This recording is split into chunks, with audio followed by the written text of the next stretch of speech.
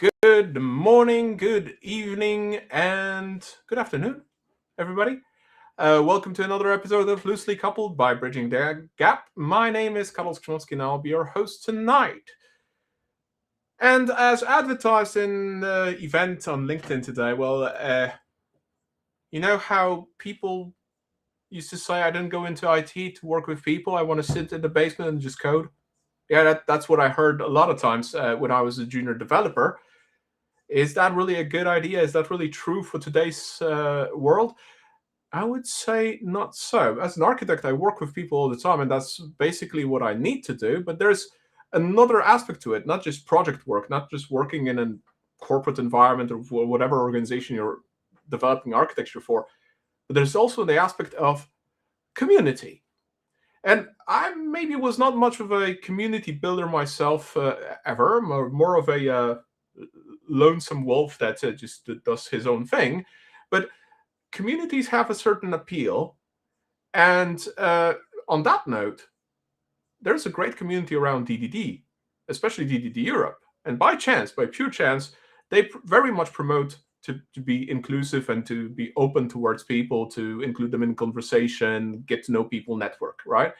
So before last year's DDD Europe, I reached out, we connected with Vinicius Albano, who's a guest today, and we just started chatting just before the conference, then spent some time at the conference, and the relationship the continues. So, without further ado, today on a live stream to talk about building communities. Hello. Hello, everyone. Hello, Carol. How are you doing today? It's a difficult day today, to be honest, but yeah, nothing that someone cannot handle, right? It's good. And How now about is the you? best part of the day, I can assure. The best part of the day, yeah, probably the most relaxing one compared to the rest of the day. It's 7 p.m. in Europe. What time is this in Brazil right now? 2 p.m. in Two Brazil. p.m. Whew, that's still middle of the day. That's Yeah, nice. I just had lunch and now I'm here for this amazing time with you. All right, finishes. So community building. Give us a little bit of a background of you yourself, because what people see right now is a co-founder at DDD Brazil. That's pretty much it. But why you? Why here? Why communities? What's going on? All right. Something I can talk about. I was thinking about this episode today while I was driving, and I started reflecting on my past. And I realized I've always been a community guy. Like from my early days in high school, I always participated in events somehow, starting with those like anime events, people that go to cosplay and play games or other stuff. And after that, I worked in a nonprofit in the US about leadership that with college students, and I organized events as well. Organized study groups and other things. I had a band in college as well. I used to play in some parties. It was very fun. And more recently, I left this job and started working with IT full time again. Let's say not organizing anything, but then I said, "Oh, there's something missing." Okay. I miss connecting to people. I miss uh, checking what's going on out there. And so I started going to technical communities in Brazil for IT, for programmers and stuff. I connected with you last year in DDD Europe. It was very fun. And then while I was there, I recognized, oh, we don't have any community regarding domain-driven design in Brazil. We do Okay. have some very specific communities for like specific technologies. For example, we have very big Java user groups. We have very big Golang user groups. We have very big Node.js communities. But we didn't have any community that is like in a higher level of software architecture, domain modeling, and those discussions that every business has to discuss. So connecting with some other Brazilians that were there, we started this community about DDD in Brazil, and it's being very successful. And with this, I noticed, oh, this is something that I enjoy doing. It's not just about the events themselves that are very fun actually. But being part of a community is something much bigger because you can connect to people, you can create relationships, you can learn from other people. So there's a lot out there, and I think we can cover some of those aspects today. All right. Mentioning DDD Europe, are you coming to Europe this year to I Antwerp? am coming, and we are bringing a full delegation of DDD Brazil. All of the co-founders are joining. One of them Oh, is going to speak. Talisson, he's going to have a talk at DDD Europe. So it's going to be very fun. oh, so awesome! So for those interested, there's still a few hours left in the day to buy the tickets at normal price because from tomorrow they're bumped by I think 200 euros.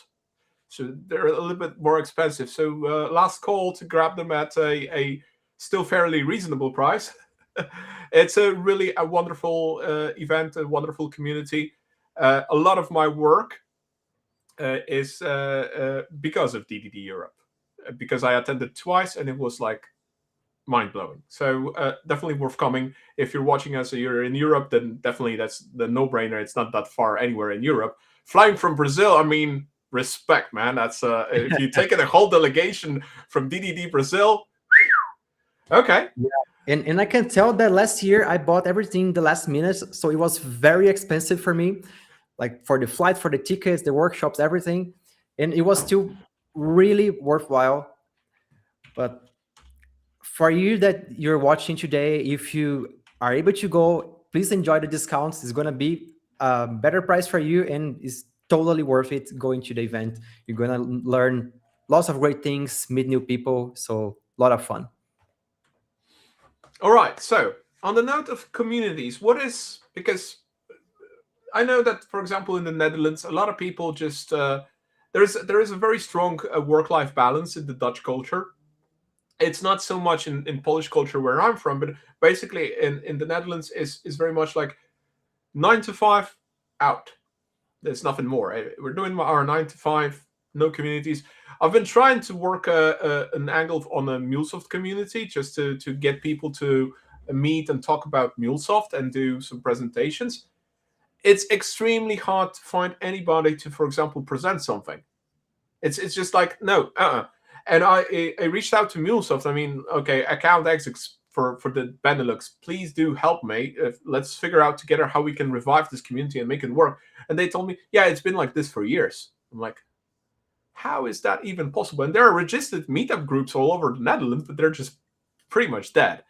So in that sense, just to maybe spark an idea at people, what you, from your perspective, see as the core benefits of being in a community, in a professional community?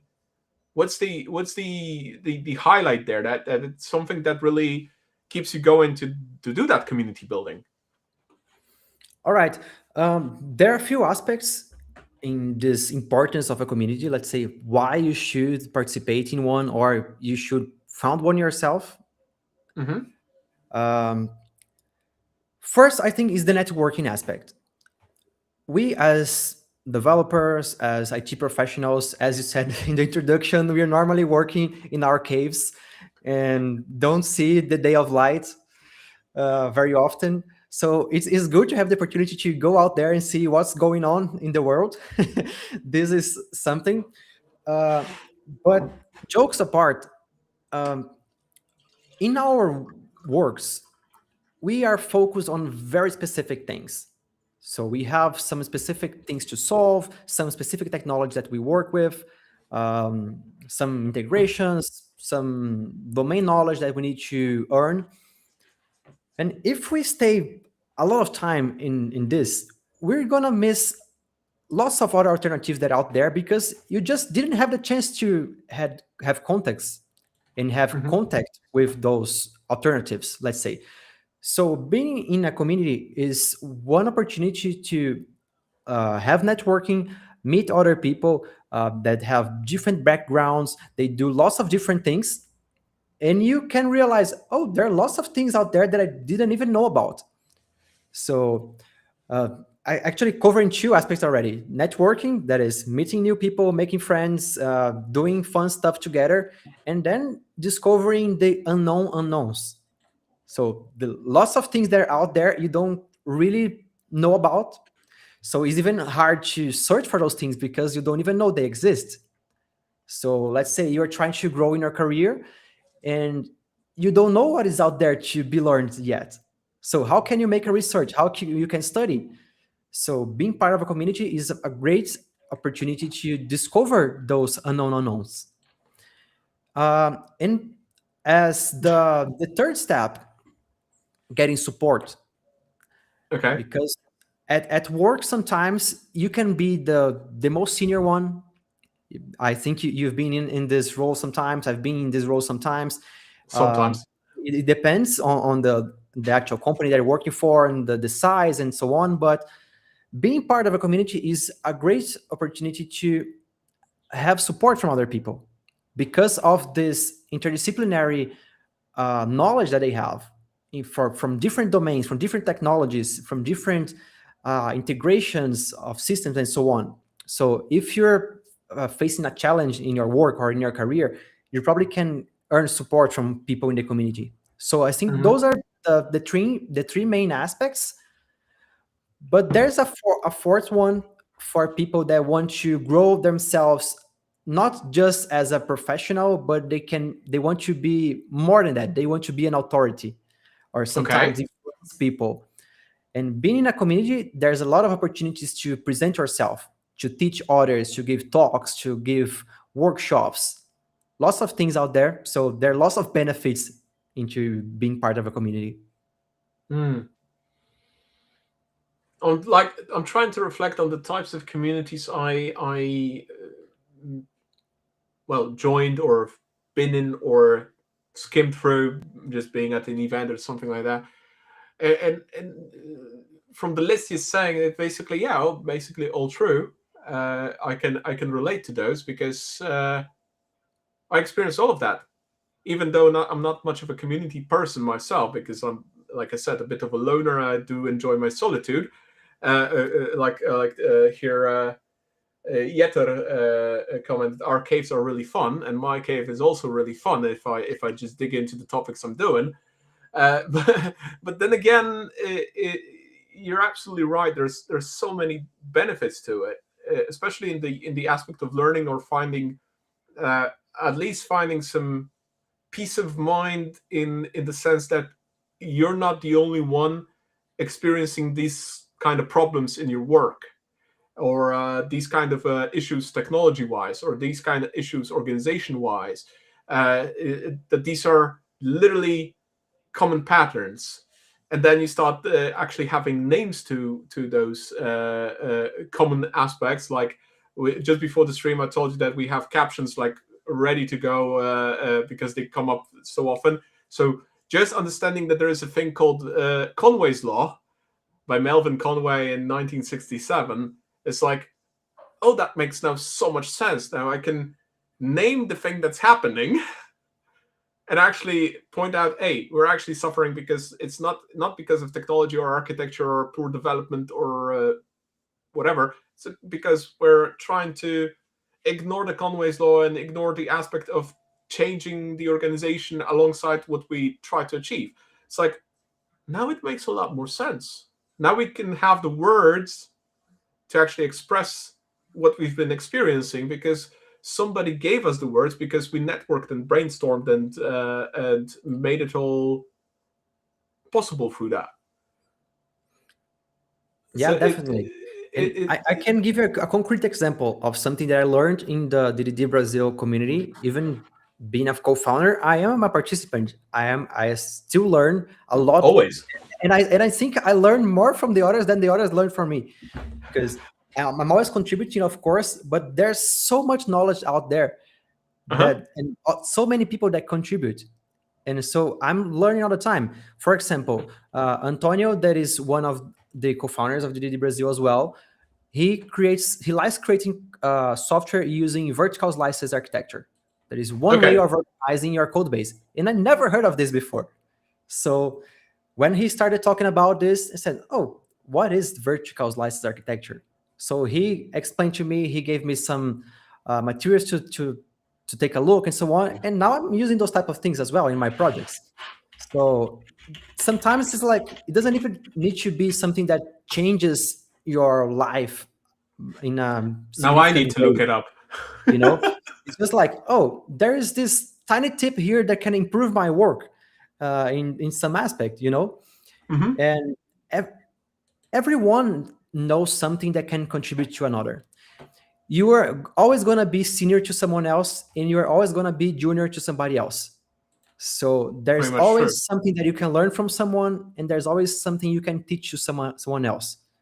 So this is a good aspect of being part of a community. You're going to learn and you're going to teach, and there's this exchange of experiences. Right.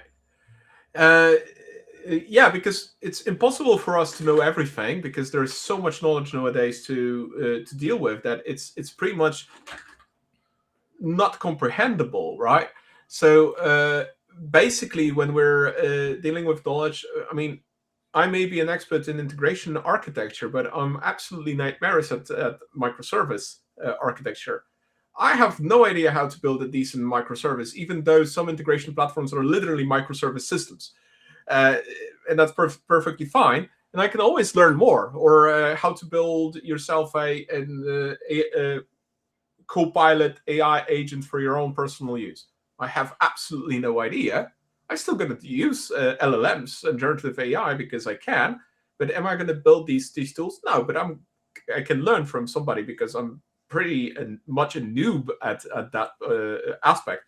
And then again, somebody can learn something from me on the aspect of interoperability topics. And that's the amazing exchange that often happens. From my perspective as a trainer, it's one of the learning perspectives that I have because due to my neuroatypicality, I absolutely suck at learning at traditional trainings. But when I teach, it's a completely different learning experience because I have to first of all prepare the material, so build it up, and then I get to listen to questions. It's like, oh, just having those people asking questions is just so amazing because I Yeah. actually learned something because I never considered this. And that wouldn't happen if I would be just sitting in my cave pondering on those topics because I would never stumble into that topic. That's the mentioned unknown. Hmm. And it's just wonderful just to spar with people on that. Yeah, Uh, definitely. And you never know what is missing until somebody shows you that. oh yeah, oh yeah, definitely. And biggest benefit of being part of a professional community is that you just don't have to explain some things that are not easy for common understanding. Very special and very small community. Well, sometimes you have to explain, sometimes you don't have to explain. I mean, with seniority, there's one downfall of seniority or being an expert in the field. You have the so-called curse of knowledge. You take things for granted, and it's a cognitive bias. It's very real. Sometimes you don't have to explain it, but sometimes it's very much worth it to just I think to just state the obvious, right? Hmm. Because there's also learning in stating the obvious, I suppose. uh, that's also a fun thing. So tell us a little bit of DDD Brazil. What were the beginnings? What happened? How did you get to build the community? How big is the community now? How did you start? What's the story? Well, I started talking about it in the introduction. So the whole idea started while I was in GDD Europe, the conference Right. last year in 2025, and I met some Brazilians there, and I recognized, oh, there are more people coming from Brazil to here. It's like it's very far and very expensive to come here. So why Obviously. don't we have those things in Brazil? Because although we have those specialized technical communities for languages or other things, why don't we have those high level discussions out there? And then I started taking a look, and I didn't find anything related to domain driven design in Brazil, only some courses or some things like that. And I said, I'm going to start that. I know some people that enjoy DDD, Hmm. and they maybe can be interested in helping. Okay. Yeah, so one fun part and something that really helped us out there.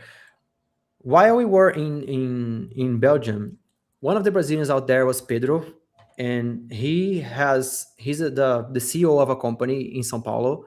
It's like the biggest city in Brazil, one of the biggest cities in the world. And his company had an office with a very nice plate for meetings. And he said, "Oh, you can host the meetup there if you want. Like, I can give you access to the place. You just need to organize everything and bring the people." I said, "Well, this is something very good from the start, because one of the most difficult parts to start a community is having the venue. Yeah, Sometimes they charge you a lot of money, you can't afford it.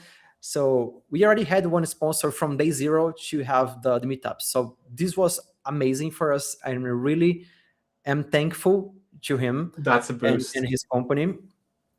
And then when I came back to Brazil, I started connecting to a couple of friends. I went to TDC. There is the developers conference, one of the biggest conferences in Brazil. We had one edition in Florianopolis. Right Mhm. after TDD Europe was like 1 week after, and there I met Talisson. That is actually a veteran of mine at college. We studied together, and he was there giving a talk. He even uh, talked about value objects and some DDD stuff at this conference. And I came to him and said, "Hey, would you be interested in creating a community about DDD in Brazil?" And said, "Yeah, definitely. You know what? I went to explore DDD last year. I gave a talk there, and I also met another Brazilian who was there, and we were talking some similar things there." So then he invited Antonio, that is our third co-founder, and Mhm. we started talking, organized everything. And then our first meetup had around 50 people, 40 something. Um, it was the three of us giving it the first talks, because we didn't know who would come. It could be empty. It could be just us there. Yeah, So we organized the first talks. It was very fun. Antonio gave a talk about a very big revamping project that he did in a big organization in Brazil, how he used event-driven architecture and domain-driven design to revamp the whole system and make everything work very well.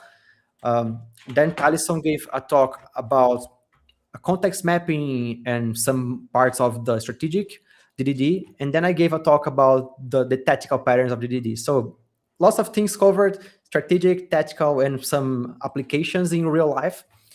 And people really enjoyed that. So I said, "Hey guys, we are creating this community here. So we gave the talk today, but if you're interested in participating, there is our WhatsApp group you can join. You can present talks yourself in the next edition, or we can do live sessions online if you want. There's lots of possibilities out there." And then people started joining the group. Hmm. Today we have 200-ish people. I need to check actually the exact number, but the community is quite big already, and lots of people are participating, contributing. And today we noticed that I think 5 of our members are giving talks in different conferences this year, from Nice. DDD Europe to explore DDD, and to some conferences in Brazil. So it's been very fun, very rewarding, and I'm really grateful to have this opportunity to promote those things to other people and also learn from them. So it's been very fun. So Taliesin Oliveira Cassiano, that's Yes. the one. So Hmm. Taliesin is giving a talk at DDD Europe this year, and the title of the talk. So you want to be a DDD practitioner? So I'm guessing that's an entry level talk about DDD. So Yes. I'm also guessing there will be some sharing of experiences from the Brazil community then in that Yes, sense. definitely. Ah, that's going to be cool. I need to put him on my agenda for the conference and see if I can attend that session. Gonna check later if that's gonna fit my personal agenda, because that might be actually a very cool session just to see. Oh, how nice! It's actually on the first day. peachy. I'm gonna join it. Awesome. So, Tyson, you already have your first guest. Yeah, that's gonna be definitely something fun after seeing Eric Evans' keynote. Okay, so all right, Three Musketeers started growing. Now you have what? Over 200 members. Yes, around 200 members. We hosted two in-person events. Okay. In our second edition, we hosted Manuel Paes, the co-author of Tintopologies. Wow. He came to Brazil to give some workshops and gave a talk for us. It was amazing. Um, and this year we didn't host any in-person events yet, but Okay. we are planning for some in the upcoming months. But we are doing some online meetings from time to time. We already had one workshop around event storming. So it's been very fun and people are getting involved. So this is the most rewarding part. You know, when you are kind of the leader of a community, but the community doesn't work without you, this is a bad signal. Yeah. Because like if you are unavailable, the community is gonna die. And it happened to me before in other projects not related to tech, but you really need to attract people who are interested in contributing to the community and making it persist, Yeah. because if you're not available anymore, the community is going to be there. And I'm really grateful that this is being the case for DDD Brazil. Like I give my contribution sometimes, the other co-founders contribute as well, but lots of other people that they don't have any role and any formal role in the community, they contribute, they give ideas, they share resources. So this is how a healthy community should look like. Certainly. So, amongst those over 200 people in the community, how many would you say are active contributors? I don't have the exact number, but I would say at least 30. At least 30. Yeah. Then That's there are some that's of them who comment all the time, who bring ideas, who bring doubts. Some others are only there to see when the events are going to happen and they then join. okay. But lots of them are really contributing. So this is already better than the audience on LinkedIn, because over 90% of the audience on LinkedIn is just. I think the study showed that it was way over 95% even are just passive consumers of content, not even leaving a comment or a like on their post. They Mhm. just scroll through. Even if they read something, it's just like, yeah, passive. So this is already community-wise, it's already a success in that sense. Because and then of course, building a community that is capable of doing in person versus an online community, that's a completely different story, I suppose. How would you Mhm. feel the differences between having that online community, which could be local, could be global, and that community that actually meets in person? This is a great question for a debate. I've hosted online communities sometimes, and I could say that before the pandemic, things would work very well because we were not used to work online all the time. Hmm. And we didn't have lots of live streaming and other things online every day. But after the pandemic, lots of things moved to online mode, let's say. Right. And then people started getting bored or Mm, overwhelmed, let's say, because there are so many options out there. If you want to take a look, you probably have 3 or 4 options for live streaming every day just on your Instagram account or whatever that you have, or on LinkedIn or something that you follow. So you can't really follow the pace, you know. it's And quite after a difficult, yeah. while, yeah, after a while, say, I'm not gonna attend this time. I know they're gonna host something else again in the next week or month, so maybe next time I join. Um, so this is one of the biggest challenges I see regarding online versus in person today. Of course, being online, you can access lots of people that couldn't afford coming in person. For example, in Brazil, we are a continental country, and it's very hard to travel from one end to the other. Of course, São Paulo is almost a central place, and it's because of being a very big city, they have flights through to everywhere, but still it's expensive. People sometimes need to take a flight of 2 3 hours to attend a Hmm. conference. So having a community that only meets in person has its challenges. It's going to be expensive for some people. Some others will never attend because they can afford it. But also, you create a much more meaningful connection to people. So you get to know them in person. You get to know how they behave in person, how they communicate. You can see like gestures and other things that we don't see online from time to time, because like the body language is very important. And True. during the online mode, we miss this. So there are some nuances out there. I would say having like a hybrid mode is the ideal. Like you can have some online events for those who can't attend, and also for reaching a broader audience. Hmm. But and of course expanding your brand and other things. But I really encourage people to host in-person events from time to time. And if you have the possibility, make it itinerant. So host an event in one city once and then another city another time, because you're going to access different people, and perhaps you can start like a chapter in this other city, and people can start having their own meetups there, and you start creating like a network of small groups inside this bigger community. So there are lots of opportunities out there.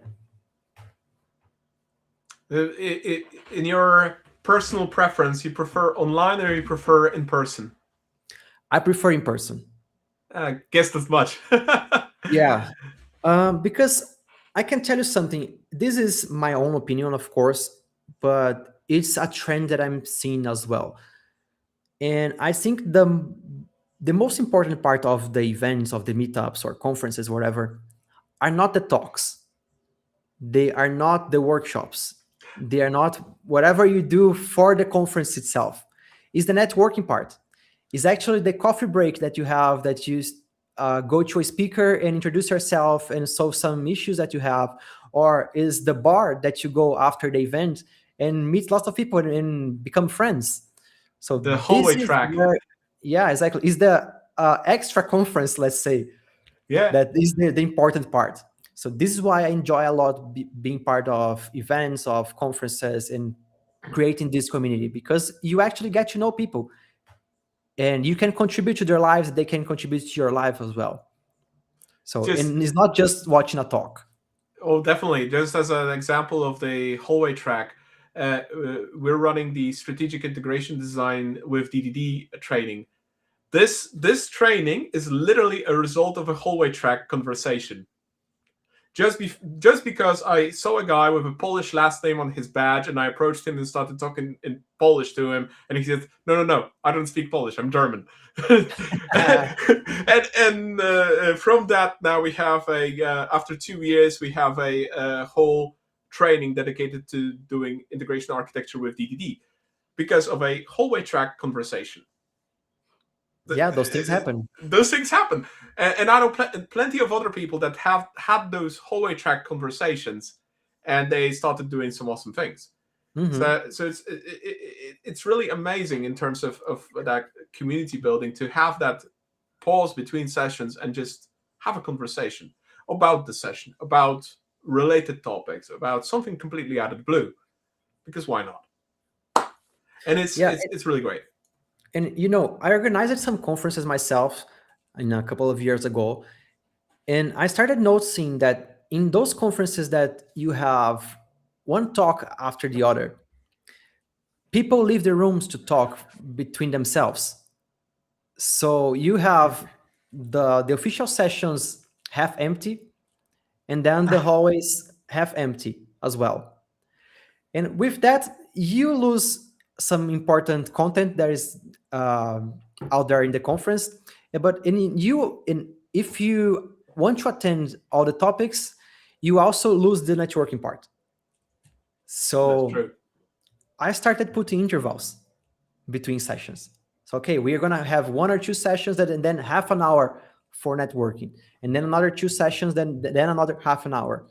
With that, the sessions all became full, and at the same time during the breaks, everybody was out there talking to each other, making network and doing stuff together. So it was a lot of fun, and I think this works very very well because Hmm. the conference, as I said, is not just the talks. The networking part is very very important. And that's basically for a time being, we're building a miniature community at a conference, and then all sorts of things happen afterwards, right?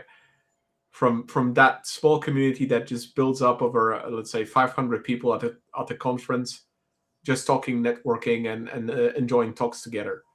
Hmm. It's a quite interesting thing as a phenomenon. I believe that even DDD Europe recently posted a poll about networking at DDD Europe. What's your favorite way of networking at DDDE? And this was like over 50% of respondents were like the hallway track. That's just goes that way. Uh, Do you know what other options they did they have? I didn't really uh, see that poll.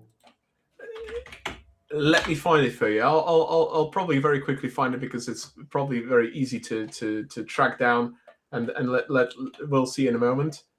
But yeah, so conferences, and then of course in meetups of communities, you probably practically have the same option, only at a shorter time span, right? Because Hmm. most meetups that I seen for any kind of community were usually around 4 or 5 hours at an evening or a half a day or something like this, and that means that you can have what, two talks, maybe a workshop instead of two talks, and then you have Hmm. some time for drinks, some time for dinner, and that's pretty much it. There we go, Yeah, found that's it. true. That took a little bit of scrolling, but let's put it on screen. Hello, LinkedIn. There we go. So we have the options were hallway conversations, organized social event during meals, and no, I mostly focus on talks. So only 14% of people said they're focusing on talks. The rest of them, Mhm. so that constitutes 86% of people. They said, well, we do network, and Mhm. 50% hallway track conversations. So Yeah, I would say that's pretty cool. yeah, I would agree. Um, I would say that those organized social sessions, they can happen. It's more difficult very often because it's difficult to host a party or even to find a bar that can hold everyone. True. So normally, what we do is like we become friends in the hallway sessions, and then we organize something else for after the events in small groups. Like we live as groups of 5 to 10, 15 people, and find somewhere some place to go, and other groups do the same because having like a big organized place to meet somebody, to meet everyone after the event is difficult for the organization. Yeah, I mean, even speakers do the same at the conference. It really depends on what it is, but basically, uh, because at a lot of conferences, speakers have a separate room to just sit down, prepare, or do work in between talks and whatever. So often after a conference day, they go out for dinner together. It's like just bundle up in a group. Hey, come to dinner with us, and it's just Hmm. there you go. And that's pretty much the same mechanism. Sometimes it is with other participants of the conference. Sometimes it's just speakers. Basically, same mechanism. It's just a matter of, oh, let's find we found the common ground. Let's have a chat. Let's have a meal with it, and let's have some fun. Yeah, definitely. And it works very well. And actually, this is a great tip for participants. If they can discover where the speakers are going after the event, is a great place to be. True, probably true. Although I think at least at DDD Europe, most of the speakers just sit in the lobby of the hotel after dinner. At least that's what happened last year. There was like 2 days in a row, 3 days in a row, really, because if you arrive a day before the conference, 3 days, 3 evenings in a row, a bunch of speakers just sitting in the lobby drinking beer and talking. That's pretty much what happened after the Yeah. conference. It's so interesting just to see those people in a completely different setting than a stage or a workshop. It's just amazing. On the note of conferences, because traditional conferences are one thing, and you said yourself that sometimes if you schedule them the wrong way, then you have half the room empty for a talk, and then half of the hallway again occupied because people enjoy a conversation on the hallway rather than the talk. I stumbled some time ago into a very interesting format called the Unconference, organized by yeah, what was that? Software crafters and testers, so Socrates groups all over the world, and it's an interesting format. They call it open space technologies. That people just sit in circles, and instead of having a predefined agenda for talks, they just go into the room, the big room together, and at the beginning they just put whatever is on their mind on the schedule, and then sit in groups and just discuss things or ask for advice or do whatever else. And then there are also people that migrate between those groups at that particular time slot, not sit in one group but just go around, or never join a group, just like what's going on here, what's going on there. It's like I find it to be also a very interesting community format, because to do that, to do an unconference, you actually have to either be very charismatic and have a great reach somewhere to gather all those people in the room, or you actually have to have a community to do so. Hmm. But it's a different aspect to it because it's not a conference. So I think this is more of a community aspect there, exploration wise. Yeah, I would say so. Because thinking about this format is probably very hard to get a lot of people, Okay. because you probably won't have like a big speaker to attract the audience. Let's say we have Eric Evans at DDD Europe, and lots of people, when they start learning about DDD, they say, "Oh, Eric wrote this book about Yeah. development design. He's the first author." So I'm gonna go to the conference to watch his talk and learn whatever I can in the other talks. But if you don't have those type of things, it's gonna be probably harder for other people to attend if they don't already know that this exists.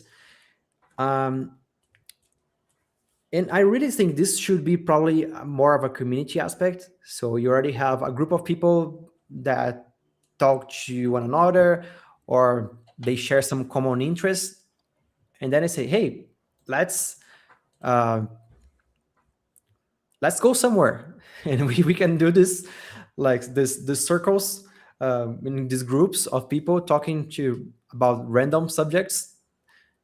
This can work. It would be an interesting format to try. Never done that before, but it's something probably worth it to give a try.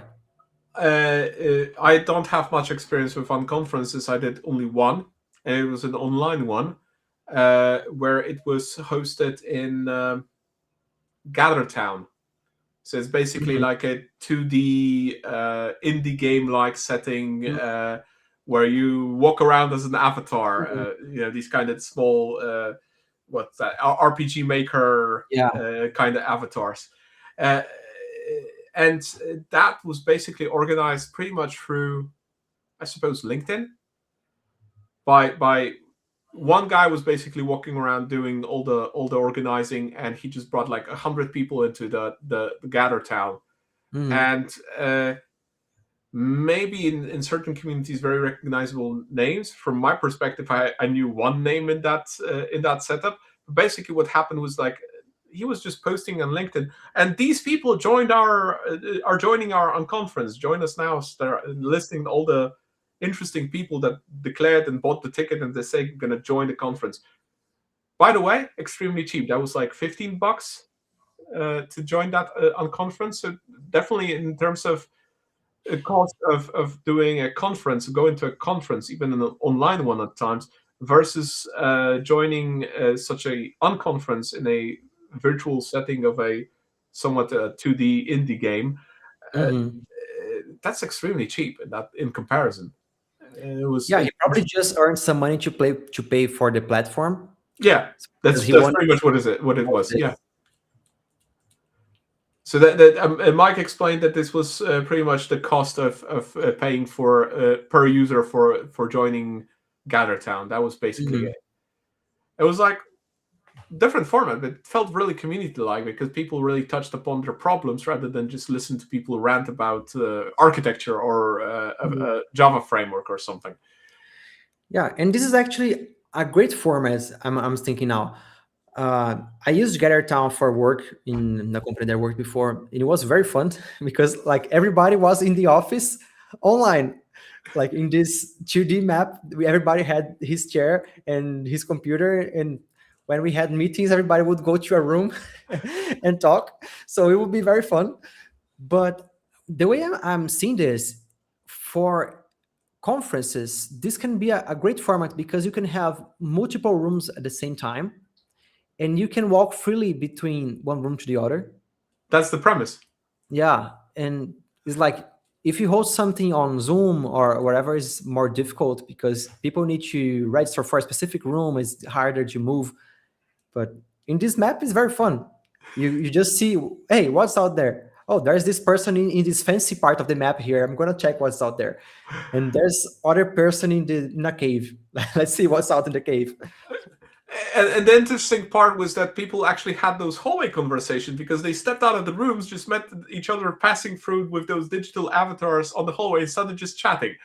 Hmm. That was exactly like being on a conference in that sense, only completely virtual. You had your camera on, you had your sound on, and there were those boxes on the map that were a room. So no boundaries. If you crossed the boundary, you heard everything that was in the room. If you stepped out, you stepped out, like you would be in a in the venue in a conference. You go to one part and just listen to one talk, and then move out physically, go out elsewhere. So that's another interesting format to be had in that sense. I'm curious to maybe use it myself someday to organize something as well. We'll see how that goes. That's just a thought that's been drilling my head from the back for about 3 months now. So we'll see what happens.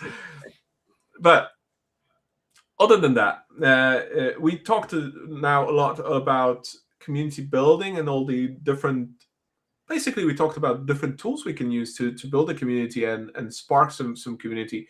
But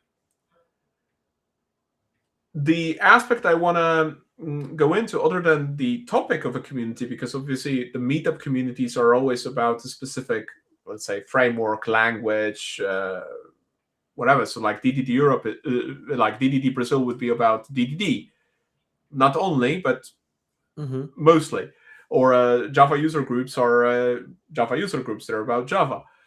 Uh, but how, other than the talks, how would you see the role of communities in supporting learning, and especially the uh, changing the approach of individual people to, let's say, technology, architecture, or collaboration in that sense?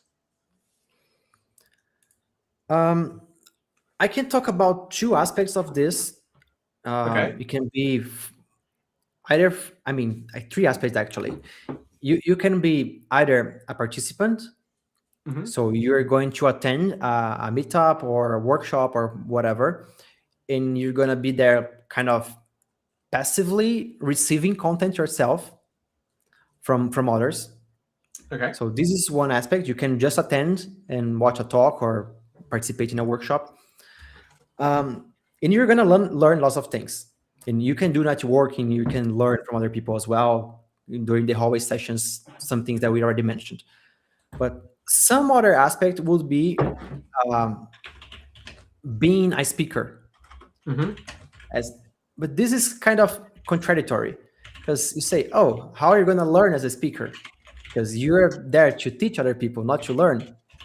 Yeah, but this is relevant in the way that you said. When I'm teaching people, they often ask interesting questions. I'm often need to reveal my points. I need to change the way I am exploring this topic to make it this more um, clear for everyone. Let's say. So you, as a speaker, you learn lots of things about the subject that you're talking about, because of course you need to study about it before presenting. You're gonna learn how to speak better. You're gonna learn how to behave better in front of others. So there are lots of things, and of course you're gonna need to prepare a presentation, Hmm. probably, or you're gonna have to apply in the call for papers most of the time. So you're gonna draft a proposal for something. So there are lots of skills that you earn being a speaker as well, not necessarily related to the topic, but you grow as a person being a Hmm. speaker. And with this, you become an authority. There are other aspects we can touch later on. And the third aspect I would say is organizing the community. Hmm. That you're not there to watch, you're not there to talk, but you're there to make sure that things happen as smoothly as possible and people have fun. So with this, you're going to learn things such as, oh, how do I organize the schedule for the conference or for the meetup? What topics are prerequisites from one another? Let's say if I'm presenting an advanced topic, it's better to have it from the middle to the end of the conference. At least if we are introducing some new people, they're not very familiar with the things that Hmm. you are presenting in the conference. So put the most introductory level talks in the beginning, and then the most advanced one in the middle to the end. Because with this, people can have their learning um, journey during the event. Let's say they can start with something that easy, and his knowledge is expanding across the conference. You're gonna learn how to talk to other people that you want to invite for your conference. Let's say you want to invite a speaker, or you want to have sponsorship for the coffee break, or you need to find the venue. So how do you negotiate those stuff? So as well, there are lots of different skills that you earn for being an organizer. And I think those are the three main aspects. But if we keep expanding on it, there's probably much more. I mean, I find it the interesting aspect is inviting speakers, uh, given loosely coupled as a conversation format. I found that if you approach actual speakers who attend conferences, it's very easy to convince them to join because they absolutely love speaking. Mhm. So that's actually the easiest part. If you actually know who's speaking on topics. The worst part is that usually those people are distributed. So if you want to organize something locally, there's a lot smaller pool of people to choose from. So that's a little bit more difficult for probably the more localized meetups because then you have to convince that maybe you should, maybe you would, maybe what would be the benefits for you, and the benefits that you also mentioned because that's basically learning. I remember Yeah. my conversation with Mark Richards some time ago. I think that was DD Europe 2024. We were conversing about Mark's beginning as a speaker, and he said that he basically what he was doing, he was basically joining all sorts of user groups and meetups. Uh, and at first, he was absolutely terrible at speaking. You've seen Mark going about speaking, right? So you know how he delivers presentations right now. So it's a completely different thing. You wouldn't say that Mark is a bad speaker, right? It's a it's actually quite a pleasure to watch him on stage.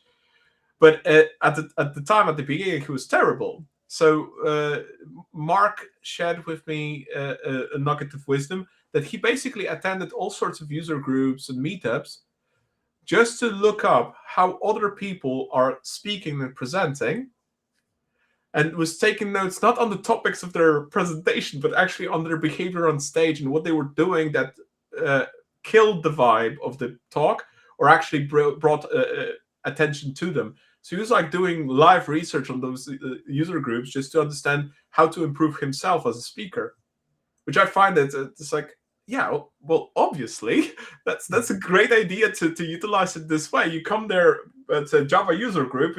Potentially, the topic is something about some sort of a Java framework, but then you go about, oh, maybe I should actually, instead of that, focus on how they do it, not what the content of the talk is. It's like, Yeah, this is a very interesting point of view, because you don't even need to pay attention on the talk itself.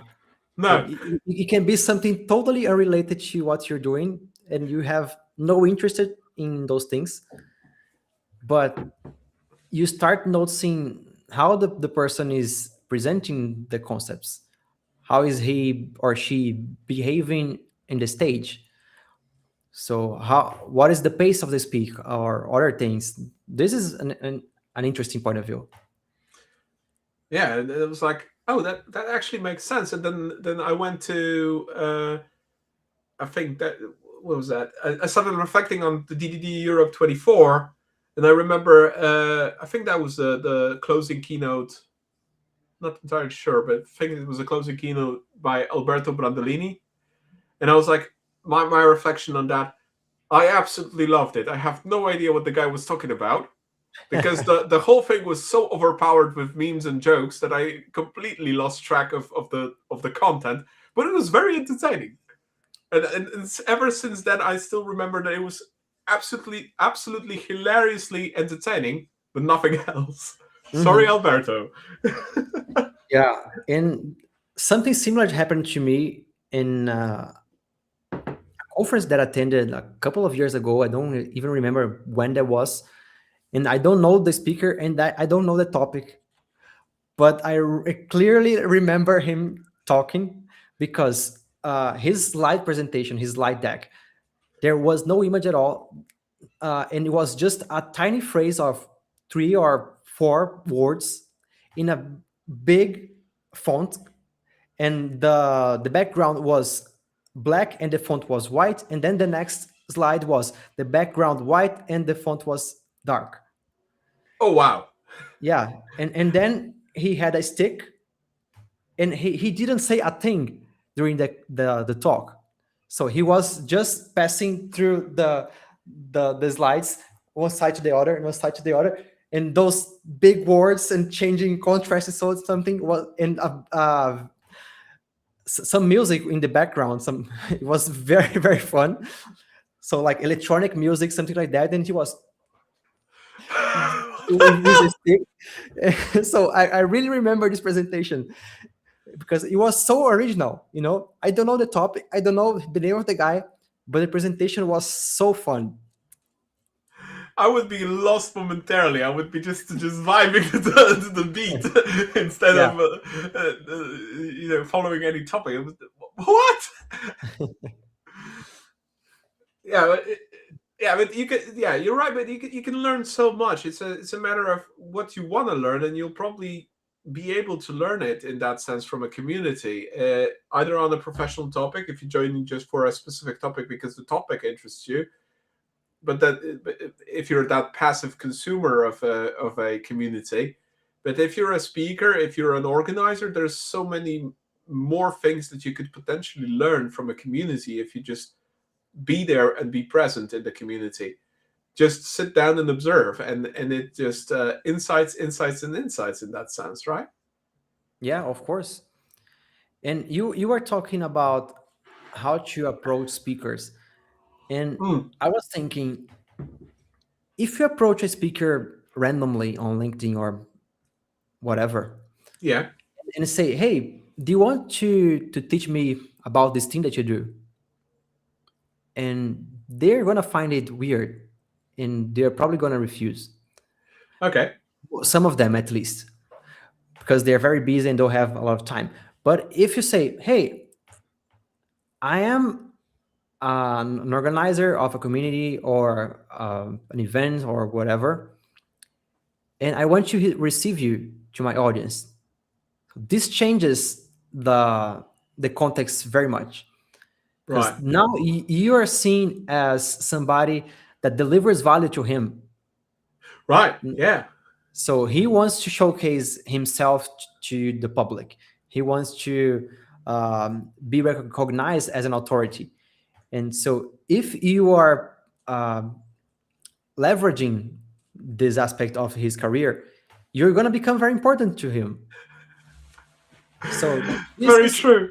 yeah, so this is something fun about being a community leader.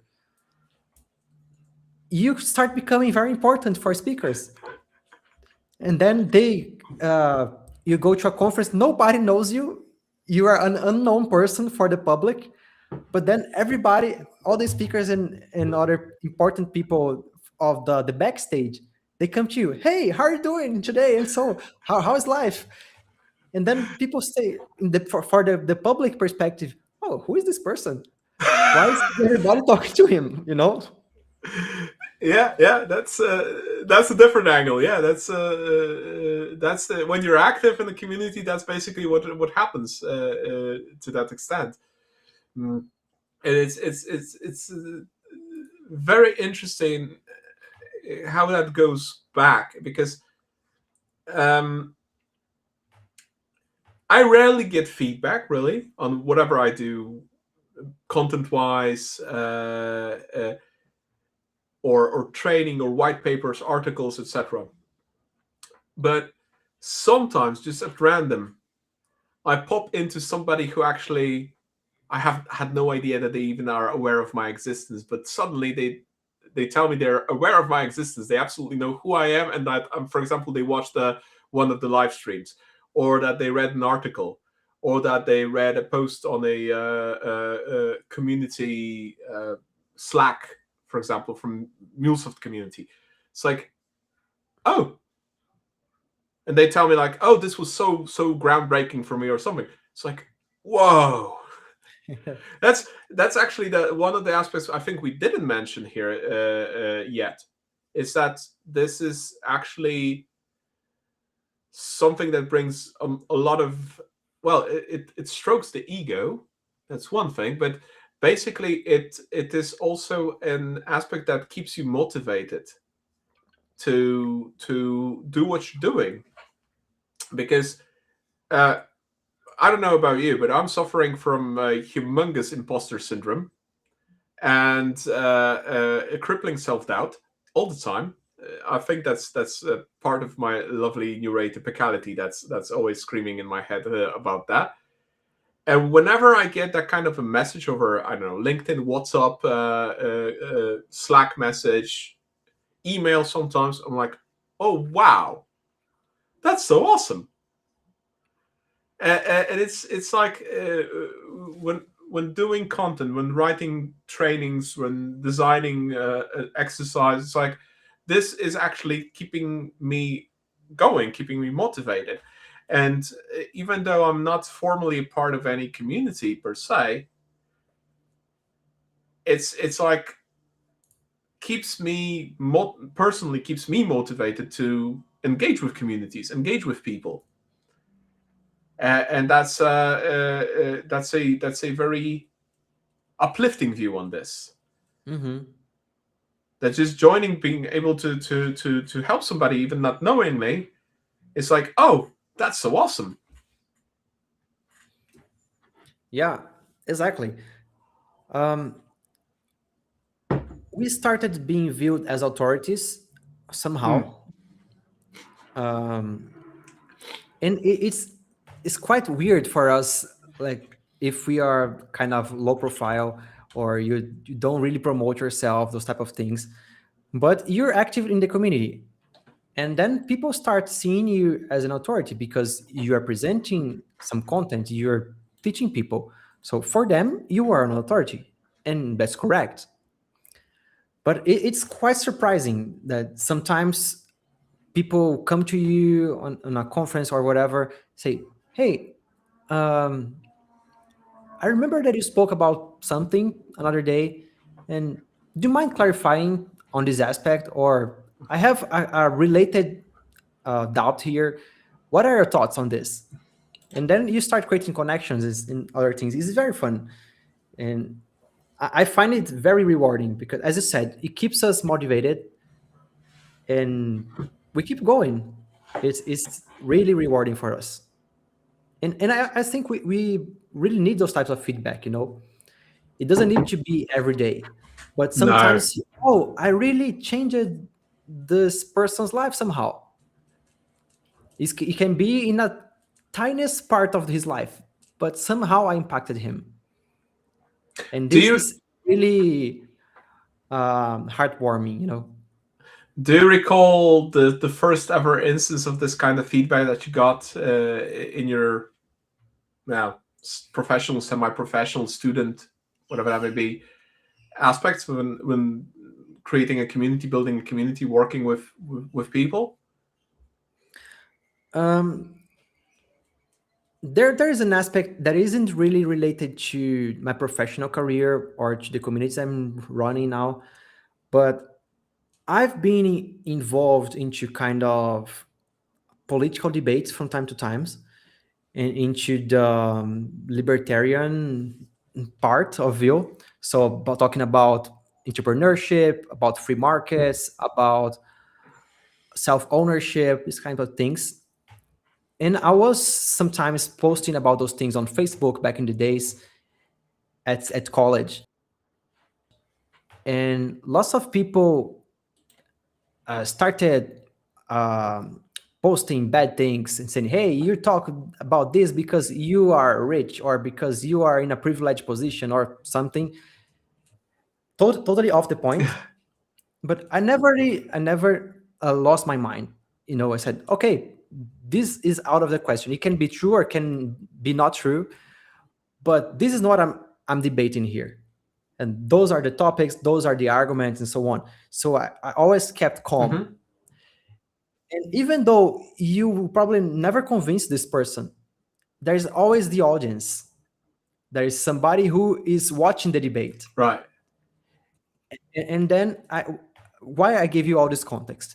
Because I remember once I was in a party at college, and somebody approached me, said, hey, Vinny, I don't really agree with everything you say. I actually have lots of uh, other opinions, but I see that you are someone that I can talk with because you're not going to judge me. You're not going to throw stones at me. So, what are your opinions on A, B, or C? And then we started talking.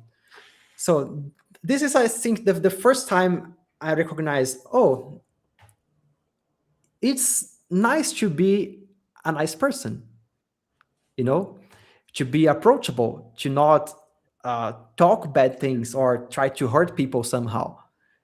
Because even though people that disagree with you, they can have different mindsets or different perspectives in their lives, they still can talk to you and you're going to learn from them, and you can also teach them some things. So totally out of my career, my professional life, this comment, but this is something that really resonated with me, and I think uh, changed it, or at least shaped my behavior from that onwards. Here you by pure and utter chance you really touch upon a close topic for me, but also on a topic that is really one of the core things in DDD, because you basically what you told about is having that aspect of ubiquitous language in a very very convoluted way, because we all have our perspectives. Those perspectives are dressed up in words that do not match between the perspectives, and Mhm. it's then that conversation that happens is that clashing of minds that creates the value, because we then compare and contrast those perspectives and compare and contrast the semantics of our words we use to describe them, And all of a sudden, it turns out that we're not really that different. Yeah, definitely. And when you stop for a moment and try to make the bridge, create a bridge, between you and the other person, saying, "Hey, what exactly do you mean with this?" And then the person explains. I said, "Oh no, what I mean by that is something totally different." And then the person said, "Oh, but with that I agree." And then you realize you two agreed most of the time, and you were just fighting with one another because of terminologies. Yeah. I think we already touched upon that on the live stream when we were talking about data products, data architecture, and data mesh some time ago. And even on the live stream, we had like complete misunderstandings because we were having two data architects, me being an integration architect. Our language of work is completely different. So we have plenty of misunderstandings what we mean by specific things in terms of professional jargon. It was like on the live stream, we completely missed each other's points because the language was so different. Well, the same terms with completely different semantics. It was like, oh, I know I actually agree with you. It's very interesting, but it's actually you wouldn't be able to stumble into that without that aspect of networking, without the aspect of conversing in a group in a community. I think that's the key element that we build our understanding of the world through clashing our concepts between people. I think that's the one of the core aspects. I'm always learning because my brain is very much set in its ways, and I have my own ideas of things. And again, this is a very relevant quote for the topic because we all have mental models, right? This is basically what we think about certain topics and how we dress them up with words is basically the mental models. And all models will be wrong, as George E.P. Box states, but Mhm. some of them are useful. And our mental models are very useful because then we can cope with reality, but they're intrinsically wrong because we cannot express everything fully, and we'll just have all the wrong words to express what we think, feel, understand, want to convey, whatever it may be. And I feel that this Yeah, community exactly. is this one aspect that really brings that out. Yeah, totally.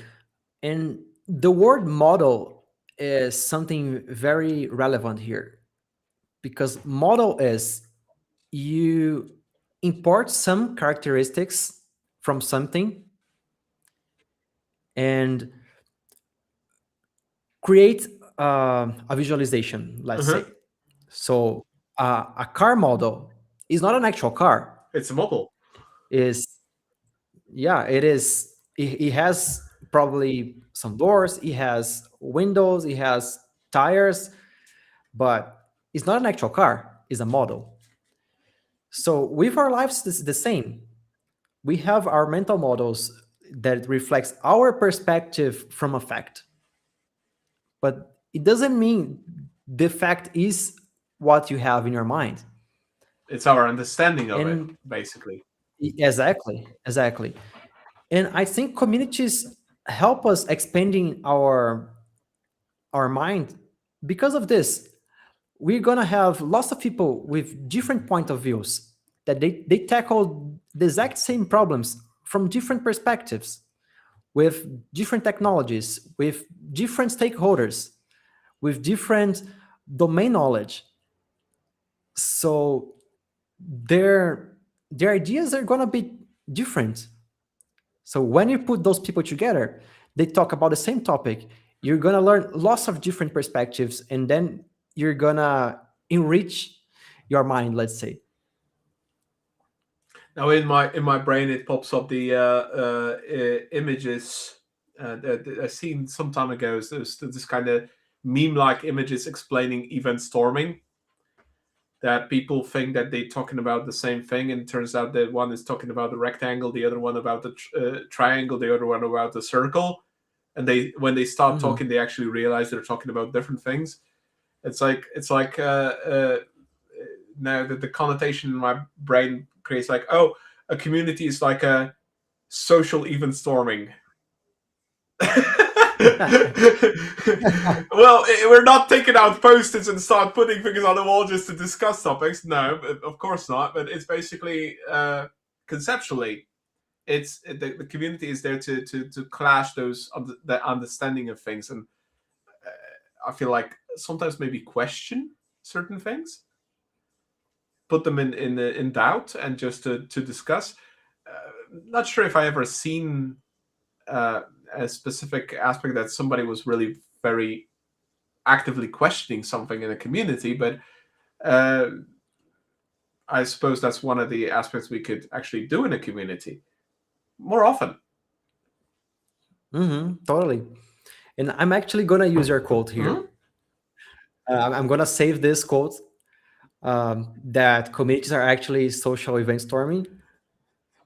I found it very fun, but it's true actually, because for event storming, you bring lots of people, different stakeholders, domain experts, uh, programmers, designers, and they're all going to talk about something, bring their ideas, and then you start creating um, a path. Let's say, okay, what happens first? What happens next? What are the hotspots Mm-hmm. here? So, are we misaligned somehow? But instead of modeling a system or a business, maybe we are modeling our lives, our careers, introducing points that we didn't have with the contributions to the others. Oh man, that's a good one. Now I'm going to quote this one. That's actually quite something, because hmm, you know Woody Zool.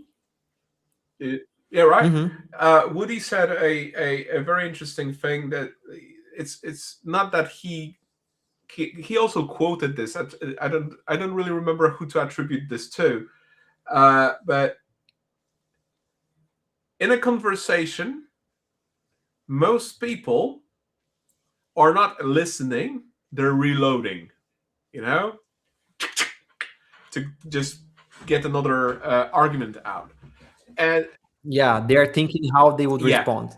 and I think the difference in conversation when you're in a community, and you feel, at least you feel those this psychological safety of a community, because that's also a question of how you address that people feel safe to express themselves in the community. That's I think a very big topic of psychology on its own.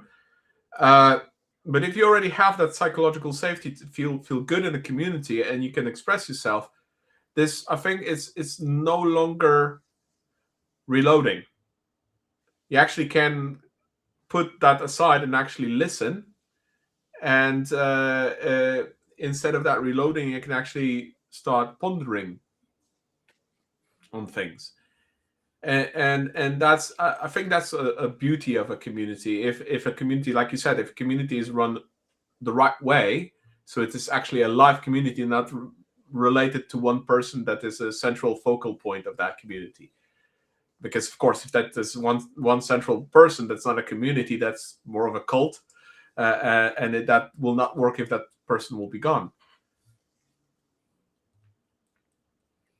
Yeah, I think this psychological safety that you mentioned is very Mm-hmm. important for communities to prosper. And it's something that you need to really put effort to absorb in the culture. You really need to reinforce from time to time, saying, hey, this is a safe Mm-hmm. place. Does anybody has any questions? Does anybody has any objections? Does anybody want to present a topic yourself? You know, the speakers are those three people today, but we are very open to receive you in the next edition. Or We can you can host a workshop or whatever. Does anybody has anything to contribute? That it doesn't matter how much senior that is or how much elementary that is.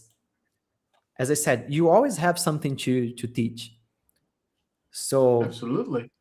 and and it doesn't even need to be like a talk or whatever. For example, in one of our conferences, in one of our meetups of the DD Brazil, there was one person that was organizing another conference in a couple of days, and he said, "Hey, I'm organizing this. I know it's totally unrelated to DDD, but it's gonna happen in a couple of days. Do you mind if I talk about this?" I said, "Of course not. Please do it." Because there are other people here that can be interested. And with that, we're going to attract more people to your conference. And perhaps in the near future, we can collaborate somehow. So we need to enforce this psychological safety from time to time. We need to remember that this is the default. Because even though there are some people that are more active than Hmm. others, they are going to show up more often than others. They are going to talk more often than others just because they are proactive. But you need to reinforce, hey, there is opportunity for everyone. So our call for papers opens this day. So please submit something. Doesn't matter if it's something very preliminary or you don't really know how to present this yet. This is just a rough idea. Please submit it. We can talk about it. We can help you refine this. As I said, everybody has something to contribute and to teach to others. And on the note of the psychological safety, like from your perspective of building a community, and I have this in my notes and also in the event description, we stated we're going to talk about the hurdles of starting a community. So, okay, one of the hurdles of having a venue for a meetup that's definitely organization wise, that's one of the big ones if you want to do an in-person meetup and an actual live Mhm. in-person community. But what other hurdles you see, or those that you tackled at DDD Brazil, that would be, you know, just worthwhile highlighting that could be a potential problem or could be a potential uh, uh, aspect that somebody would need to think about when dealing with starting a community and actually getting a community to go and be a live one. Mhm. Well, I think the first and most important thing is you need to define a theme Okay, because people won't connect if they don't have a common point of right. interest. Let's say it can be quite abstract, it can be very niche, or it can be Hmm. broad, but you need to have something. For example, DDD is a very broad topic. It can be related to software modeling, it can be software implementation, it can be about language, it can be about lots of Hmm. things. And we englobe some related things to the DD as well. But you need to have something because otherwise, how are you gonna gather people? You can say, hey, I'm starting a community. Yeah, but about what? What you're gonna do? So, oh no, I'm just wanna uh, gather some people here to talk. It's okay. So it's not a community. It's just a friend reunion, something like this, like with informal Hmm. discussions. This can be the case as well. Or you can reframe this. Okay, I'm having those meetings for debating random topics. Okay. Then the subject of your community is debates. It can be. I don't know. But ideally, you have a well defined topic and try to find people who are also interested in this topic. You probably already know somebody because unless you work and live in a cave 24/7, you need to talk to somebody at least once. Um, and if you're doing something, you probably are either learning from somebody else, or you have somebody that you do this together, Hmm. or somebody who is interested in those things that you're doing and pay you money. I don't know. This can be the case, but try to connect to those people and say, hey, I am starting this community regarding whatever topic. Do you know somebody who would be interested? Or are you interested in participating? Would you be interested in talking in one of our events? Or would you be able in sponsoring one of our events, maybe? So this is another part. The way we did this at Didi Brazil was very, very organic. Hmm. Um, and I really recommend you do the same if you're creating a technical community like I was. Use other communities as leverage Oh. because they already have lots of people and they probably have people that are also interested in your topic. So, for example, as we didn't have any community related to DDD, software modeling, and other things in a higher aspect, I started joining other communities, for example, group Python or Golang or whatever, and also some groups that we had from the conferences that I participated. People, we are starting this community here about domain-driven design. So if you're interested, please join our group here. We're gonna have our first meetup on this date, and we're gonna be very happy to receive you. So Mm. you already have an audience there. So you just need to find, okay, how I can connect to those people. It maybe won't have a meaning if you try to promote a Java group in a Golang community, or because people are interested in different topics. But Yeah. if you have at least something in common, you can try Hmm. to promote. Or maybe you're not allowed to post in the group or whatever, but you can come to the organizer and say, hey, I'm doing this. Is there any way that we can collaborate? Or is there anybody in your community who can present a talk? Or do you know a venue that we can host our event? I don't know. Because they pass through these same steps as you're passing now a couple of time ago. And Hmm. now they probably already have some contacts. They have some tips for you. So my main tip for everybody is try to leverage what is out there already. So talk to people, you know. This is, I think, the thing is going to facilitate your life the most. Then Mm. I would say start small. Of course, everybody says this. Don't try to create the biggest conference in the world in your first meeting. Doesn't gonna work. People don't know Not you. People feasible. don't trust you. So start small. If Hmm. you gather 3 people, it's already an audience. You don't even need to think this. Oh, my meetup failed. Only 3 people showed up. You need to think to you need to think on this perspective. Oh, 3 people were interested in what I'm doing. So if I continue doing this, they are probably gonna return, and they can invite some friends. And then in the next few meetups, we're gonna have 6, 10, 15, 20 people.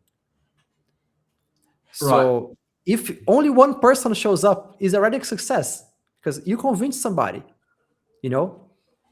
Of course, you're not going to be very motivated if just one person shows up, but it's also a success. True. You convince somebody. So then you can talk to this person. Hey, would you be interested in coming again? Can you refer us to somebody else? Would you mind bringing a friend next time? So with this, you can expand. So start small. Don't wait for perfection. Um, use the connections that you already have as a leverage. ask I, questions. I think those are the main tips that I can give. I think that if we're looking at numbers, we're basically looking at vanity metrics.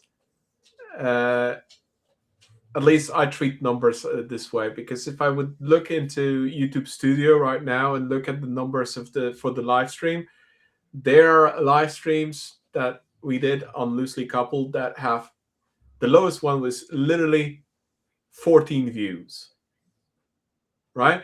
If I would be bothered by that number, I would stop doing this right now, right? It's like, no, screw it, I'm out. Thank you, goodbye, good night. Yeah, Right? definitely. But looking at it, and I don't do it from a community perspective, but doing it for from a completely different angle. I just do this for fun, right? And Yeah. I think that this is very much in line and applicable with what you're saying, because you need to have more than just, oh, people show up. I think you need to find, oh, I learned from this. Oh, I that said, my dog wants out, so bear Hey, with me dog. for a second. Okay. Okay. Yeah. So the way I say this is, would you talk about this subject in a bar with a friend? Mm-hmm. The person will say, probably yes, because I care about this topic. I like what we are discussing here. So if you would talk about this with a friend on a bar, Mm-hmm. why would you be mad if there is one person in the crowd? Yeah, It's the yeah, same. that's It's true. actually the same. Yeah, if you have a conversation with two friends, one friend, it's the same. You're still having fun. You still enjoy the conversation. Okay, there were 20 people that came. You still have something. Hmm. I mean, okay, if nobody came, that would be slightly devastating. I Yes. believe for some people, but still, there's learning in that as well. There's some experience in that as well. It's okay. What did I do to make no people come to my to my meetup group? It's like, what happened there? And on that note, for example, we're running. I'm not an organizer of the community, but I'm speaking at the internal community at Capgemini, and for a reason, the sessions that we do in the community of practice for architecture are hybrid. So we are in the room and also online at the same time. If I would be like thinking that it has any meaning that people show up only online and I'm sitting only with the organizer in the room in the office from 6:20 till 9, that would be actually quite annoyingly devastating that nobody came to the office in person other than me and the organizer, and we're actually running this online. We could have been sitting comfy in our chairs in our home offices and doing the same thing. It actually is quite nice to get out of the home office from time to time.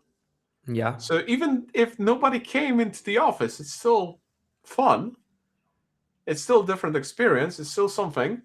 If I would be worried by the attendance on those sessions, uh, the in-person attendance, that would be quite damaging. But that means that I'm looking only on one aspect of a community of participation, right? And I think that's something that a lot of people would have to work on, especially if they have some sort of a imposter syndrome or self-doubt issues, because that would actually be quite problematic to pass over. Yeah, definitely. And I actually remembered some not do's as well for tips for those who want to create communities. Like, what are the biggest mistakes? Oh, please 'Cause do tell. yeah, I already talked about what you should do, but there are two actual points that you shouldn't do that is Okay. important. First is related to what I said before, that you have over centralizing leadership, because without you, the community won't prosper. Right. So if you are centralizing too much, other people will feel afraid of contributing. They will not be proactive because you are the one who approves everything either way, you know? Right. So they will feel, oh, I need to wait for Carol to do something. I can't do it myself. People will start seeing the community as your personal brand, let's say, instead of an actual community. Right. And then this comes with the second point, that is treating the community as an audience instead of a group.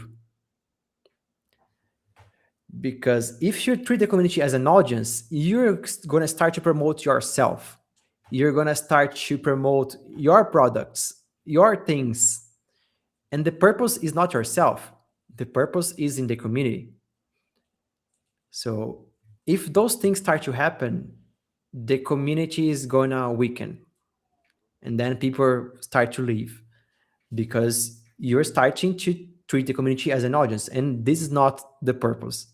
Right. So I think those are the two main mistakes somebody can make. So try to decentralize leadership, try to come up with some responsibilities for other people, even if informal roles, saying, hey, Carol, do you mind taking care of the registration desk in our next meetup? And you can say, yeah, of course. Or, no, I'd rather prepare the coffee break. I Mm. said, okay, that helps as well. But with this, the person feels important for the community. The person feels that is contributing somehow. But if you are centralizing everything in yourself, nobody is going to um, volunteer for anything. Mm. So this is very important. And of course, treating like an audience is terrible because you're not treating as a community, as people, as things that help other people. The community is for that, not for yourself. Of course, you're going to learn from others, you're going to benefit a lot from the community, but the main purpose is not yourself, is the community itself. Now my brain starts to go like, am I egocentric or too egocentric to actually run a community? It's like, should I or should I never? Now, to be fair, bridging the gap is not only me, and this is four other people working on the brand of bridging the gap, where three of them are completely in the shadows of things, and the only visible people is me and Philip at this point. But my co-founder Radek actually prefers it that way. He doesn't want to step out of the shadows. He wants to be Mhm. in the background, and he's perfectly fine about that. It's like, but then I think about it. This is a project. This is not a community per se. But Mhm. then recently, I've been asked, "Am I creating a community around bridging the gap?" It's like, huh. And I'm like, you just said what you said about being too central, because and that this destroys communities, and that's very true. And I definitely agree that centralizing things will definitely not make a community prosper because you need involvement, and there is no involvement if you don't give them accountability and responsibility. If you don't delegate that accountability of responsibility, because people will Yeah. not want to do anything if they cannot, if you just simply not trust them, right? Because it's about, to an extent, about trusting people to do things. So I'm like now sitting there here thinking, huh, if I would do bridging the gap as a community, what would have to change in the whole approach? Because bridging the gap is actually at this point more of a brand than a community than, well, it's not a community, so it's more of a brand in that sense. It's like, huh. So that would have to be completely disassociated from bridging the gap in a sense to actually make it a community. Because if it would be a bridging the gap a community, that Mhm. wouldn't work already. Yeah. And in this aspect of your colleague, If it was a community, you would think, okay, if I left the community now, would bridge the gap still exist? If the other people out there are not willing to show up in front of a camera or introduce the project themselves. Yeah. So those things are very important. They can be fantastic people doing things in the background. But sometimes if you don't have anybody who is willing to take the lead and saying, hey, I am not a very good speaker. I don't know exactly how to do things in front of people, but you need somebody. So let me do that. And if there isn't such a person, how is the community going to survive? Yeah, so you say basically this is a balancing on the edge of a knife, whether you're that centralizing, egotistic leader of not exactly a community and somebody who's actually a leader in the community. And that is, whew, well, isn't that kind of difference between a boss and a leader? The aspect of centralizing versus Probably, enabling, probably, yes. right? Yeah, so you need to be a community leader, not a community boss. Yeah, pretty much. That would be it. And that makes me feel a little bit better about myself then, because I actually love to enable people instead of boss them around. So if I Mhm. can enable somebody and help them and put them on the spotlight, I'm happy to. I've been trying to push Philip to do the live stream, to host the live stream instead of me, but he's so busy with his normal work that he's like, no, no, no, no, no, no, no, no, not today. Yeah, but Philip, you need to come. Yeah, yeah, yeah. Philip, we need you as a host for loosely coupled. Sometimes you need Yeah, to. because as I said, if someday you become unavailable, who's gonna host it? So you need people. Yeah, definitely. Or just the format will just run its course, and that's what happens. By the way, I did learn that some time ago on YouTube there was another live stream called "Loosely Coupled" or something very close to that. Then that was run by uh, what was the name? Derek Comartin from Code Opinion. I Hmm. was like, oh, that's interesting.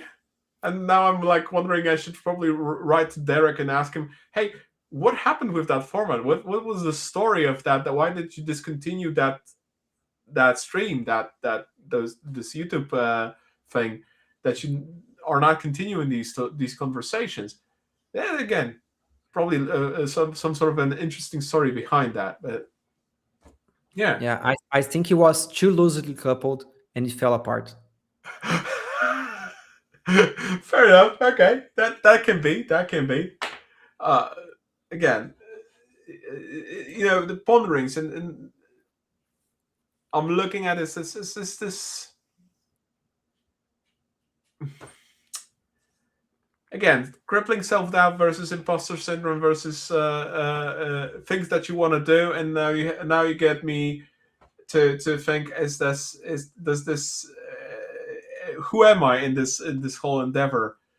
Because of what you just said, it's like, I hate it when I have to think about these kind of things, because then I'm constantly self-doubting. But on the other hand, these are questions worth answering if you really want to do some things. If you want to contribute to a community, if you want to run a community, these are like reflections that are absolutely, I would say, mandatory. Of course, you need to measure how much time I'm willing to devote to this cause.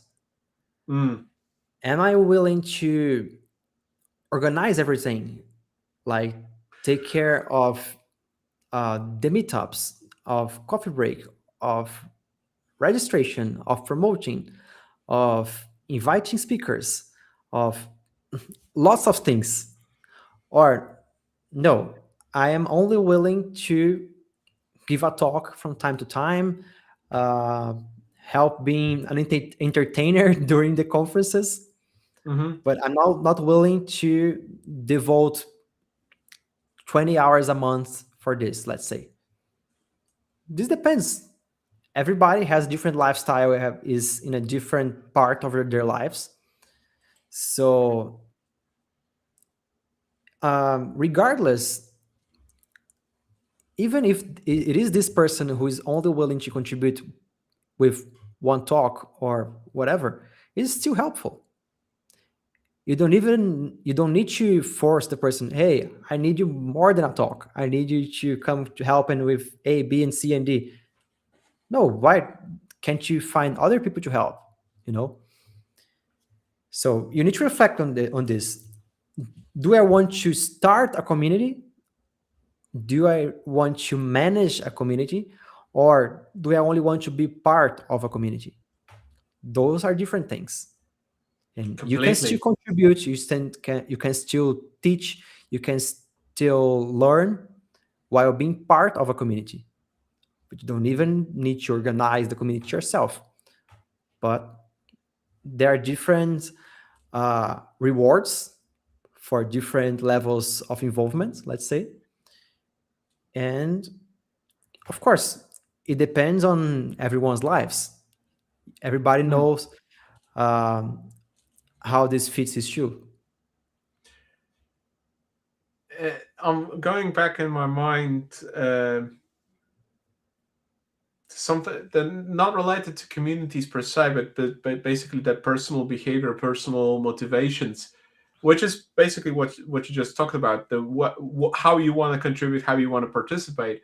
These are based in personal motivations for thing. And uh, those few years ago when I became a father, uh, becoming a father is a very stressful thing, basically, because your whole world flips upside down and you have no idea what's going on, and you need to very quickly come to grips with things and figure out things. But at a certain point, after a few first months, which are the first months are really exhausting, I was, I believe I was in therapy then, and I was uh, relating to my therapist that am I a good father? I'm like sitting there at times and thinking, am I a good father? Am I doing everything I should be doing? Is this kid going to have a good life because of me? And then I heard from my therapist, well, if you are reflecting on it and thinking about it, that's already a sign that you are a good father. And I think that this this aspect of reflection on it, am I a good leader, twisting it to communities, I think it's already if you are aware of your shortcomings and you reflect on your behavior as a leader, as a member of a community, as a contributor to a community, that already shows a level of maturity that you are actually the right person at the right place, doing the right things for the community. Uh, do you relate to that kind of thinking of it? Yeah, I think so. Like most of the people, they don't have such an experience before they get involved. Mm-hmm. Because normally people just go to school and college and then start working. It's very hard to see people that they have parallel projects. Let's say they do volunteer work or they do something else outside home or work, formal work. So when you get started, it's going to be a learning process either way. And if you reflect on it, okay, how am I behaving here? How am I performing? Is there something that I could do better? Of course, you're not gonna um, make everything right from day zero. It doesn't mean that you're being a perfect leader because you're reflecting on it. But as you reflect on it, if something bad happen, if something bad happens, the chance that you make it right the next time is much higher. Mm. And as well, people are gonna pardon you because of something bad that you did, because you probably apologized, and you didn't mean to do something bad. You know, say, hey, I was trying to make things right.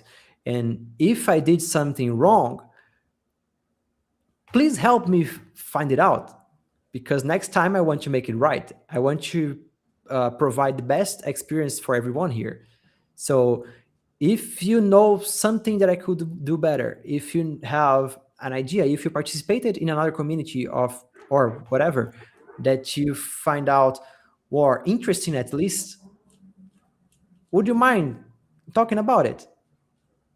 You know, if you're open to this type of discussions, you're in the right track. You don't even need to bother, oh, I did something wrong, I am frustrating people. This happens, you know, but you need to have this mindset of, okay, I did something wrong, I made people upset, I frustrated other people, but how can I repair this? How can I make things right from now onwards? So yeah, this is and the actual mindset. and sometimes it's as simple as just saying I'm sorry. Exactly. And Or you can say, hey, sorry, I didn't know that that other way was the correct way. I yeah. didn't know. But from now onwards, that's gonna be the default. All right, all right. You know what? But that I don't know about much about Brazilian culture, but in at least in Polish culture, uh, people too often say they're sorry. They're sorry for things that they shouldn't be sorry about at times, Hmm. right? So what I've been learning, well, I think that's not only Polish; it's basically Europe-wise. It's a very common thing that people are often very sorry for things. I think corporate environment is also this kind of way. What I've been learning from my wife for quite a while now, and I'm very thankful to her for that, is actual gratitude. And that's another thing that is a very, very, very important thing. I think in general in life, but might be very, very crucial for communities as well. Uh, I remember one instance when I was, I think we were preparing the course for the Academy, and I was sick. I was exhausted. You know, having two kids, etc. That's exhausting, especially when you're sick. And I remember Philip picking up quite a significant chunk of work that I would have done or was I was supposed to do. And I called him up one day and just told him, "Hey, thank you for picking this up. Thank you for doing this. I really appreciate that."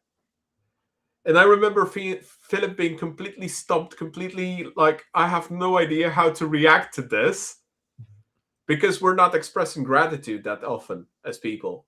At least, Hmm. well, what I see. I don't know if that's relatable in Brazil. I have no idea because culture wise, there are cultures that are more expressive in gratitude and those that are less expressive, more feeling sorry and miserable about things. Uh, and this is a very much this is very baked into the specific nation culture, etc. It's very vivid at times.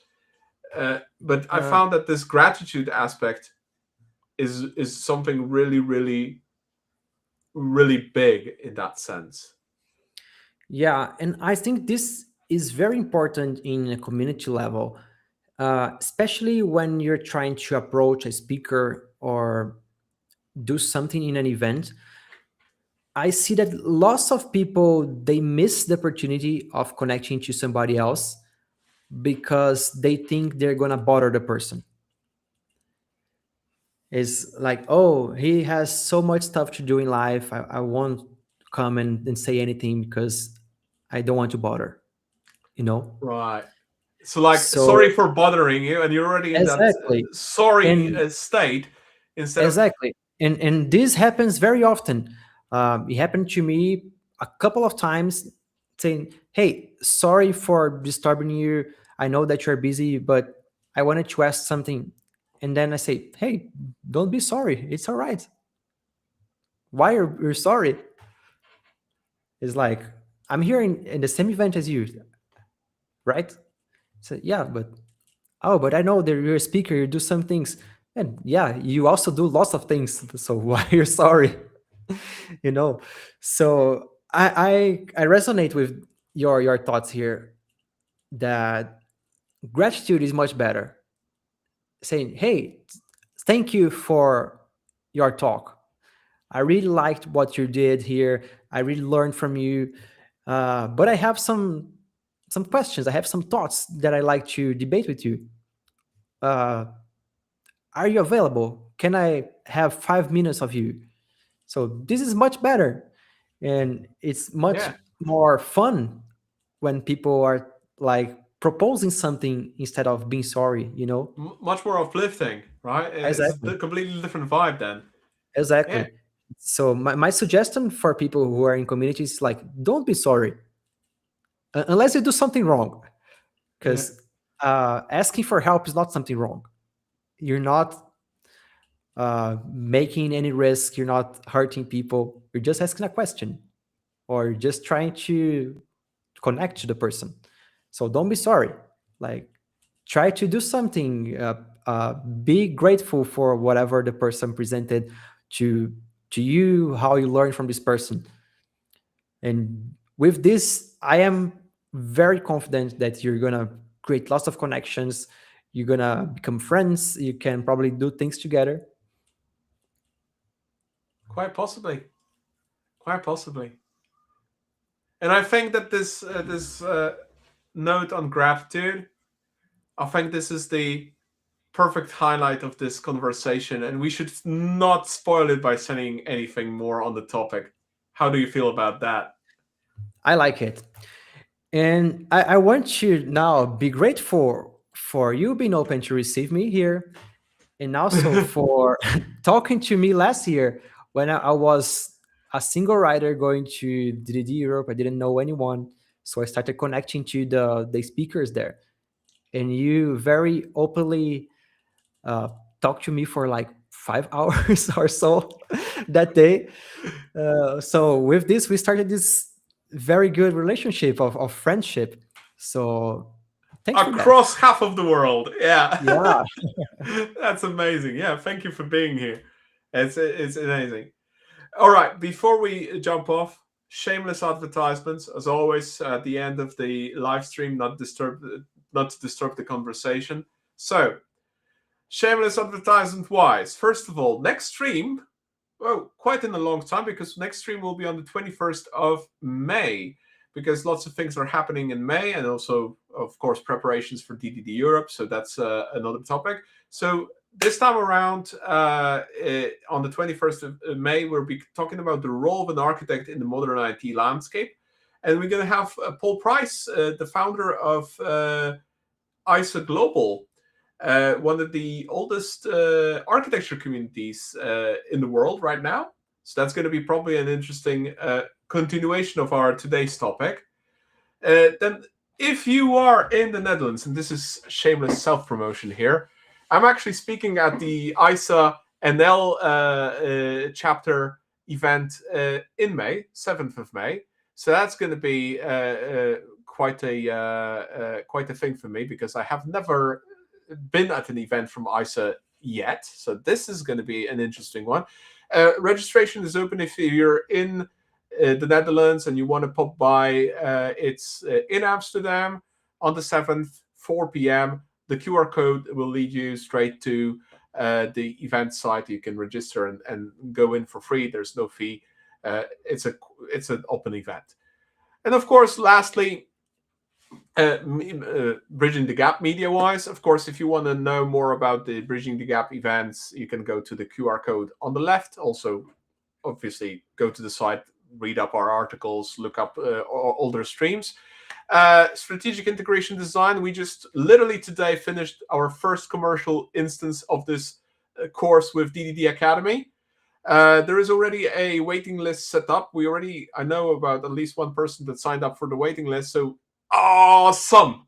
So if you wish to learn more about strategic integration design with DDD as the course, hit the middle QR code and look it up. And of course, if you're new to the channel, watching this on YouTube, go ahead and subscribe. Click the what's that? The bell icon or something like that, the notification bell, so that you can get notified of new streams popping up as we go. Vinny, it's been a pleasure. Thank you so much for joining. Again, interesting that usually I get people a lot later in the day, and you're like, it's what, 4 p.m. Yeah, it's 4 p.m. The fun but not so fun part, I had my LED light with a blue color here. So I closed the window, but the battery went out. Yeah, I saw that midstream. Yes. Yeah, so still dark in the room here, but it's 4 p.m. in Brazil. It's Uh, amazing. Thank you so much for receiving me. If anytime you want to talk again, it would be a pleasure. Oh, And we'll for schedule anyone, something. awesome. For anyone in the audience, if you want to connect, feel free. You can find my LinkedIn. Uh, I'll be happy to help wherever you are in the world. If you want to host a community, if you want to discuss some tips, connect to me. It's going to be very fun. I'll be happy to help. Okay. Or if you don't want to host a community or want to talk about whatever, please connect as well. So to make it a lot quicker, here's a QR code for Vinny's LinkedIn profile. Just scan that and go connect with Vinny and have a conversation about community building, about DDD, event-driven architecture. I believe that's one of your beloved topics. Yes. AI agents more recently. AI as well. More recently, starting to explore Web3, crypto space. Woo! So there are lots of fun stuff Plenty out there. topics. Plenty topics. All right. Thank you, everybody, and have a lovely, afternoon for Brazil, evening, Europe, and see